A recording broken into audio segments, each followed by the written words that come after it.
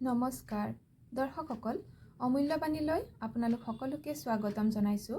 আজিৰ ভিডিঅ'টোৰ বিষয় হৈছে ইচ্ছা পূৰণৰ এটা বিশেষভাৱে প্ৰমাণিত আৰু শক্তিশালী উপায় আজি আপোনালোকক জনাবলৈ লৈছোঁ। উপায়টো একেবাৰেই সহজ।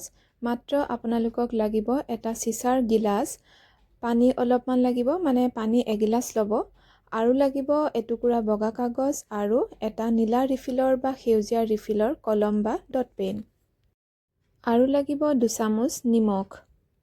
উপায়টো যিকোনো বাৰে যিকোনো সময়তেই কৰিব পাৰিব, কিন্তু আনে নেদেখাকৈ কৰিব।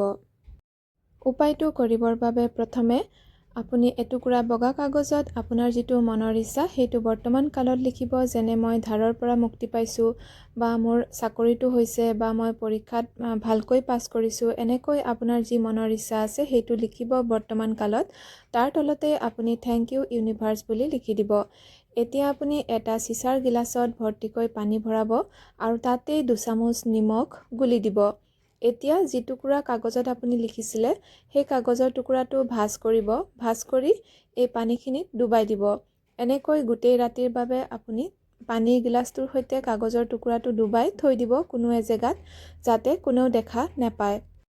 পিছদিনা ৰাতিপুৱা সাৰ পোৱাৰ লগে লগেই, আনে উঠাৰ আগতেই বা 4-5 মান বজাত আপুনি এই পানীখিনিৰ সৈতে কাগজৰ টুকুৰাটো নি কোনোবা গছৰ গুৰিত দি দিব বা মাটিত পুতি দিবগৈ।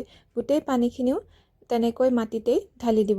এই উপায়টো কৰাৰ কিছুদিনৰ ভিতৰতেই দেখিবলৈ পাব আপোনাৰ মনৰ ইচ্ছা আচৰিত ধৰণে পূৰণ হ'ব। আজিৰ ভিডিঅ' ইমানতে সামৰিছোঁ। ধন্যবাদ।